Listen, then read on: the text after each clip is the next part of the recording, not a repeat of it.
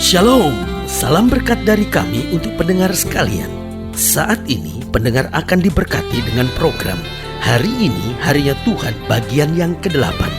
Sebuah program rohani tentang doktrin Alkitab yang menolong kita untuk semakin tertanam dalam kebenaran firman dan bertumbuh dalam kemuliaan. Bersama hambanya, Pendeta Gilbert Lumwendong, STH. Banyak orang merasa doktrin Alkitab sebagai sesuatu yang membingungkan. Tetapi tahukah saudara bahwa doktrin Alkitab intinya adalah memahami Alkitab dengan benar, dengan pemahaman yang sistematis, sehingga kita terus dapat tertanam di dalam kebenaran firman, sehingga kita terus bertumbuh di dalam kemuliaan Allah. Buka hati saudara sekalian untuk menerima berkat-berkat firman-Nya. Pada dasarnya kalau kita mau mengerti lebih dalam, maka setiap hamba Tuhan adalah perantaranya Tuhan di muka bumi. Makanya selalu saya katakan, we are the ambassadors of heaven. Kita ini adalah duta-dutanya Kristus di muka bumi. Karena itu ada beberapa hal penting yang harus kita sadari. Yang pertama, kita harus selalu hidup dalam kasih dan kebenaran. Karena saudaraku yang kasih dalam Tuhan, Alkitab berkata Allah itu kasih. Yesus berkata, akulah jalan, kebenaran, dan hidup. Berarti ketika kita berkata kita adalah hamba Tuhan, artinya seorang yang sudah ditebus oleh Tuhan, artinya adalah seorang yang hidup karena Tuhan, dan seorang yang hidup hanya bagi Tuhan. Dan hamba Tuhan bukan soal di mana dia ditempatkan. Ada orang yang ditempatkan di gereja, ada hamba Tuhan ditempatkan di kepemerintahan. Lihatlah orang-orang seperti Yusuf, seperti Daud, dan seperti Daniel misalnya. Ini kan bukan pendeta-pendeta, ini kan orang-orang yang duduk di jabatan kepemerintahan. Lihatlah seperti Lukas misalnya, dia kan seorang dokter. Lihatlah seperti Simon Petrus misalnya. Simon Petrus ini kan seorang nelayan, ya kan. Lihatlah seperti Matius. Matius ini kan seorang pegawai pajak, saudara-saudara. Jadi dari sini kita bisa melihat masing-masing tugasnya berbeda, tetapi namanya, statusnya tetap sama, adalah hamba Tuhan. Nah, seorang hamba Tuhan, dia harus hidup selalu dalam kasih dan kebenaran. Karena kasih inilah yang akan menjamah banyak orang, dan kebenaran inilah yang akan menjadi kesaksian bagi dunia ini. Karena dunia di mana kita hidup adalah dunia yang penuh dengan kekerasan dan penuh dengan penyelewengan. Nah, kalau orang percaya juga hidup dalam kekerasan, kekasaran, dan penyelewengan, maka hidup kita tidak akan pernah bisa menjadi saksi Tuhan. Karena itu Tuhan persiapkan kita untuk menjadi perantaranya di muka bumi. Karena itu biarlah setiap kita menyadari posisi dan status kita sebagai hamba Tuhan, sehingga kita dalam segala keadaan hidup kita senantiasa berjalan dalam kasih dan kebenaran. Yang kedua saya pelajari, karena kita hamba Tuhan adalah perantaranya Tuhan di muka bumi, karena itu kita harus selalu memiliki hati yang tulus dan setia. Ini penting sekali, karena kita bilang jaga hatimu dengan segala kewaspadaan, dari situ terpancar kehidupan. Justru hati yang tulus ini yang susah hari-hari ini. Banyak orang hatinya penuh dengan akal bulus, saudara. Ada banyak orang hatinya penuh dengan agenda-agenda terselubung. Istilah orang dulu itu seperti ada udang di balik bakwan, ya kan? Mungkin sudah berkata, salah pendeta, peribahasanya udang di balik batu. Kalau udang di balik batu kan gak jelas. Kalau ini udang di balik bakwan, jelas-jelasan, saudara, ya kan? Itu yang saya bilang, bahwa seringkali ada orang hatinya bulus. Ada banyak orang hatinya curang, hatinya itu gak benar, saudara, ya kan? Nah, Tuhan yang Tuhan cari dalam setiap kita sebagai hamba-hambanya Tuhan, mari kita punya hati yang tulus dan setia dalam segala perkara. Artinya kita setia bukan hanya karena keadaannya menyenangkan, tapi kita setia karena Kristus adalah Tuhan yang setia. Kita setia karena memang perintah Tuhan menyuruh kita demikian. Kita setia karena kita terikat dengan kasih Kristus. Haleluya. Jadi jelas sekarang bahwa setiap kita adalah hamba Tuhan dan kita adalah perantaranya Tuhan di muka bumi. Karena kita harus hidup selalu dalam kasih dan kebenaran, kita harus selalu memiliki hati yang tulus dan setia. Dan yang ketiga, kita harus meninggikan Kristus saja, bukan meninggikan diri kita. Betul, kita bersyukur karena mujizat, tetapi jangan banggakan betapa hebatnya dan layaknya saya sehingga saya menerima mujizat, tapi ceritakan betapa hebat dan dahsyatnya Yesus yang boleh mengizinkan saya menerima mujizat. Ada banyak orang betul sama-sama bicara tentang mujizat, tapi yang satu meninggikan dirinya sendiri, ini karena saya, ini karena saya begini, saya begini, saya begini. Tapi sebaliknya ada orang yang berkata, saya terima mujizat karena Yesus. Demikian, karena Yesus, karena Yesus, karena Yesus.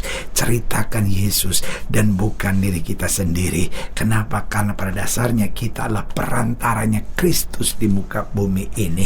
Dan yang keempat, karena kita perantaranya Kristus di muka bumi, maka kita harus selalu membuang segala kepentingan pribadi, karena kita hidup bukan untuk memikirkan kepentingan pribadi. Alkitab berkata, jadilah seorang prajurit yang baik dari Kristus Yesus, karena seorang prajurit yang sedang berjuang tidak memusingkan dirinya dengan soal-soal penghidupannya, supaya dengan demikian ia dapat berkenan kepada komandannya. Kita mau berkenan kepada Kristus sehingga kehidupan kita boleh senantiasa menjadi saksi dan mempermuliakan namanya saja. Haleluya. Selamat datang dalam program kita hari ini, harinya Tuhan, sebuah program rohani yang kembali mengingatkan kepada kita betapa pentingnya kita menjadikan firman Tuhan sebagai dasar kesesaran hidup kita. Karena selama kita jadikan firman Tuhan sebagai dasar kesesaran hidup kita, langkah ke depan kita penuh dengan kepastian, kemenangan, berkat, mujizat, dan perkara-perkara besar. Haleluya. Dan dalam program ini kita sedang membahas tentang dengan perantaraan. Berarti Tuhan memakai orang-orangnya sebagai hamba-hambanya untuk menjadi perantara, menyatakan kasih, kuasa, mujizatnya. Haleluya. Nah, saudara yang kasih dalam Tuhan, dalam pembahasan kita tentang dengan perantara, kita mau sama-sama belajar dari Bilangan pasal yang keempat. Bilangan pasal yang keempat ayat yang ke-42. Bilangan pasal 4 ayat 42 sampai 49. Bilangan pasal 2 ayat 42 sampai 49. Demikian firman Tuhan. Bani Merari yang dicatat menurut kaum-kaum yang ada dalam puak mereka, yaitu orang-orang yang berumur 30 tahun ke atas sampai yang berumur 50 tahun. Setiap orang yang kena wajib tugas berhubung dengan pekerjaan jabatan di kemah pertemuan. Jadi mereka yang dicatat menurut kaum-kaum mereka berjumlah 3.200 orang. Itulah jumlah pencatatan kaum-kaum Bani Merari, yakni mereka yang dicatat oleh Musa dan Harun sesuai dengan titah Tuhan dengan perantaran Musa. Semua orang Lewi yang dicatat oleh Musa dan Harun dengan para pemimpin Israel menurut kaum-kaum yang ada dalam puak-puak mereka, yakni orang-orang yang berumur 30 tahun ke atas sampai yang berumur 50 tahun. Setiap orang yang wajib melakukan pekerjaan jabatan di kemah pertemuan dan pekerjaan pengangkatan barang. Jadi mereka yang dicatat berjumlah 8.580 orang sesuai dengan titah Tuhan dengan perantaran Musa. Maka mereka masing-masing dibuat penanggung jawab atas apa yang harus dikerjakan dan diangkatnya. Demikianlah mereka dicatat seperti yang diperintahkan Tuhan kepada Musa. Perhatikan ayat 49 baik-baik. Sesuai dengan titah Tuhan dengan perantaraan Musa. Berarti Tuhan memakai orang-orangnya, hamba-hambanya untuk menjadi perantara. Perantara dari kasihnya, perantara dari anugerahnya, perantara dari mujizatnya, perantara dari kuasanya. Dan itu dia memakai kita yang mau berserah, yang mau hidup suci, yang mau hidup berkenan, yang mau dipakai Tuhan, yang mau taat dan setia sampai akhir. Nah, berarti dari sini kita bisa ambil kesimpulan, karena hamba-hamba Tuhan adalah perantara Tuhan sendiri. Berarti yang pertama, kita harus menopang dan mendoakan hamba-hamba Tuhan.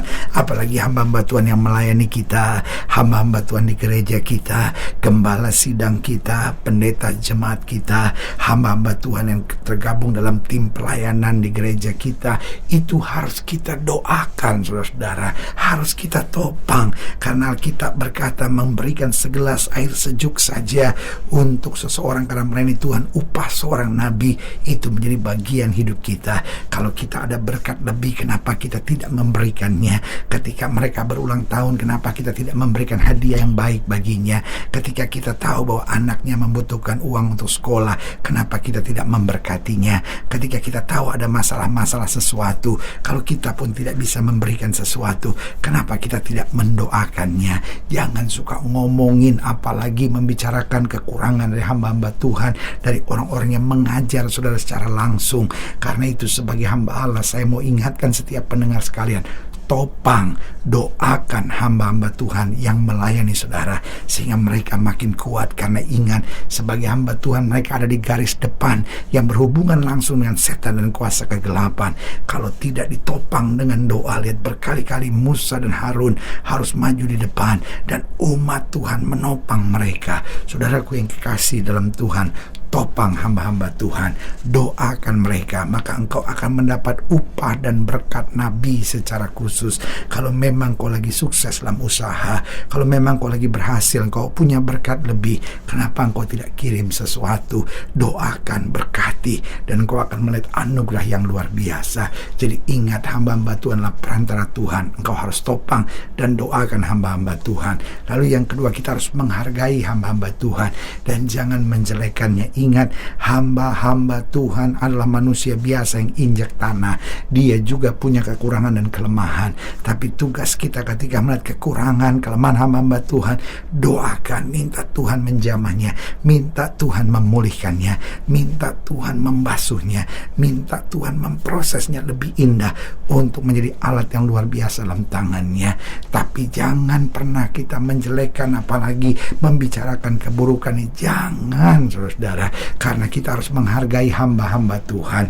Baru yang keempat, hamba Tuhan adalah perantara Tuhan. Kalau kita harus memperhatikan nasihat hamba-hamba Tuhan, Alkitab ajarkan bagaimana ketika murid-murid Yesus bertanya bagaimana dengan hamba-hamba Tuhan, mereka mengajar dengan kata-kata yang indah tapi mereka tidak melakukan ajaran mereka. Yesus ajarkan apa? Yesus bilang, ikuti ajarannya, jangan turuti perbuatannya. Berarti kita harus memperhatikan nasihat hamba-hamba Tuhan, apalagi hamba-hamba Tuhan yang tetap menasihatkan di dalam jalan kebenaran. Kalau kita merasa bahwa hamba Tuhan itu sudah tidak lagi melakukan dan tidak lagi mengajarkan jalan kebenaran, dan kita merasa sudah tidak sejahtera di situ, engkau tidak perlu menjelekannya. Engkau boleh pindah ke tempat pelajaran lain, karena ingat, engkau terikat pada Tuhan dan bukan terikat pada manusia. Tetapi jangan menjelek-jelekan dan akhirnya mengutuk hamba Tuhan dalam hati saudara. Dan yang keempat, karena hamba Tuhan adalah perantara Tuhan sendiri, kita harus mengikuti ajaran-ajarannya yang membangun dan menguatkan iman, sehingga kita terus bertumbuh di dalam jalan Tuhan. Haleluya. Saudaraku yang kekasih dalam Tuhan, jika serangin dilayani lebih jauh, hubungi kami melalui telepon, hubungi kami melalui surat, kunjungi website kami, karena kami ada untuk membawa Bapak Ibu saudara senantiasa lebih dekat pada Tuhan dan mengalami kasih kuasa mujizat yang luar biasa. Haleluya. Secara khusus melalui program ini juga saya mau berdoa buat siap saudara yang sakit, siap saudara yang berbeban berat, karena saya percaya bahwa bagi Allah tidak ada perkara yang mustahil. Nah, saudara yang didoakan secara khusus boleh taruh tangan kanan saudara di dada dan kita akan berdoa. Mari kita berdoa. Bapa, dalam nama Yesus, hamba doa buat yang sakit, hamba doa buat yang berbeban berat, hamba doa untuk setiap mereka sedang menghadapi masa-masa yang sukar, karena hamba percaya bahwa bagi Allah tidak ada perkara yang mustahil. Bapa, hamba berdoa di dalam nama Yesus, Tuhan jamah, yang sakit Tuhan sembuhkan, yang lemah Tuhan kuatkan, yang susah Tuhan hiburkan, yang jatuh Tuhan angkat, sehingga hari yang penuh kemenangan boleh berlaku. Secara khusus hamba doa buat mereka yang taruh tangan kanannya di dada, di dalam nama Yesus Tuhan jamah, anugerah kasih kuasa berkat Tuhan yang sempurna boleh terjadi. Bahkan mereka yang mungkin ada kepahitan dan kecewa dengan hamba-hamba Tuhan, Tuhan pulihkan, sehingga kami menopang, menghargai, memberkati dan mendoakan hamba-hamba Tuhan senantiasa. Di dalam nama Yesus kami berdoa. Haleluya. Amin. Saudara gue yang kasih dalam Tuhan, kita sudah berdoa. Ingat, Allah tidak pernah lalai menepati janjinya. Inilah saatnya buat kita untuk bangkit, bersemangat, bersukacita dalam menghadapi segala perkara. Karena kita tahu Yesus hidup, Yesus berkuasa dan selalu menyediakan yang terbaik buat anak-anaknya. Doa saya menyertai saudara. Sampai berjumpa pada program berikut, dan jangan lupa jadikan hari ini harinya Tuhan.